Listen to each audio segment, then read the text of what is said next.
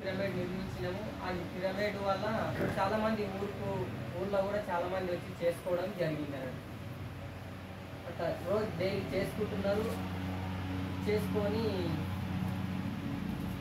ఇక నెలకోసారి పౌర్ణమి క్లాసులు పెట్టడం, అంటే ఊరిలో అందరినీ పిలిపించి క్లాసులు పెడితే కొంతమంది వచ్చేది, కొంతమంది రాకపోయేది. అట్లా అన్నదానం పెట్టడము, ధ్యానం చేయించడము జరిగింది.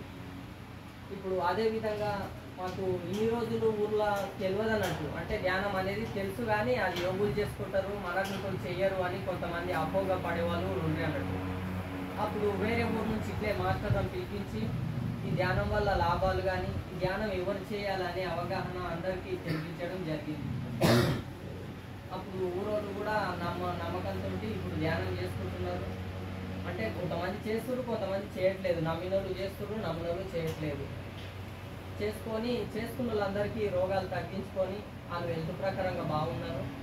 అదేవిధంగా మేము కూడా ఈ హెల్త్ మంచిగా అయింది, ఆరోగ్యంగా ఉన్నాము ఇప్పుడు అని చెప్పి మేము కూడా ధ్యానం చేపిస్తున్నాము, చెప్తున్నాము. ఇంకా నా అనుభవం అంటే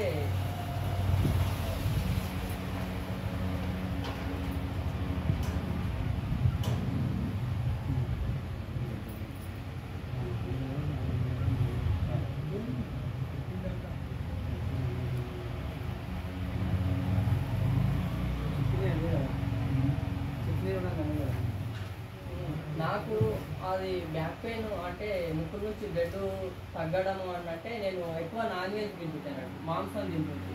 ఎక్కువగా అడవిలో ఉంటుంటే షికారి అంటే అడవి వ్యవసాయం చేస్తుంటే షికారీ చేస్తుంటేనట్టు, అంటే కుందేలు కానీ పందులు కానీ ఎక్కువ పట్టేవాడిని. అవి తినడం వల్ల ఏమైందంటే నాకు గ్యాస్ ట్రబుల్ అయింది. ఈ ముక్కు నుంచి బ్లడ్ రావడం దాని నుంచే వస్తుండే అన్నట్టు. ఎక్కువగా షికారు చేయడం తినడం వల్ల ముక్కు నుంచి బ్లడ్ ఎండలు తిరిగితే వస్తుండే, అది తగ్గపోలేకుండా. ఓ రోజు ధ్యానం చేస్తుంటే ఏమైంది, పౌర్ణమి రోజు ధ్యానం చేస్తున్నా నైటు 10-11 గంటలకు లేచి ధ్యానం చేసేటప్పుడు అప్పుడు పెయి తిరిగినట్టు అయ్యి వాంతింగ్ వచ్చేసింది. వాంతింగ్ వస్తే బయటికి వచ్చి కక్కితే మొత్తం బ్లడ్ అంతా కక్కినది.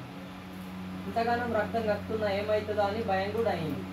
అదంతా రక్తం ఎట్లుంది అంటే నల్ల ఉంది అన్నట్టు. ఆ నల్ల రక్తం అంతా లోపల నుంచి బయటికి అంతా కక్కేసి ముఖం కడుక్కొని మళ్ళీ ధ్యానానికి కూర్చున్నా పొద్దుగాల లేచి చూస్తే శరీరం అనేది అంతగా అయింది అన్నట్టు. అంటే అప్పటి నుంచి నాకు ముక్కుల నుంచి వచ్చే ఆ రక్తం తగ్గింది, గ్యాస్ ట్రబుల్ తగ్గింది. అంటే నా లోపల అటువంటి రక్తం ఎప్పటి నుంచో ఇండి ఉండే, దాని నుంచి ఆ రక్తం అంతా బయటికి కక్కినడం వల్లనే అప్పుడు ప్రశాంతత కలిగింది. అప్పుడు గ్యాస్ ట్రబుల్ కానీ రాలేదు, ఈ ముక్కుల నుంచి బ్లడ్ కూడా ఆగిపోయింది అన్నట్టు. అంటే అది ధ్యానం వల్లనే అట్లా జరిగింది అనేది తెలిసింది అన్నట్టు.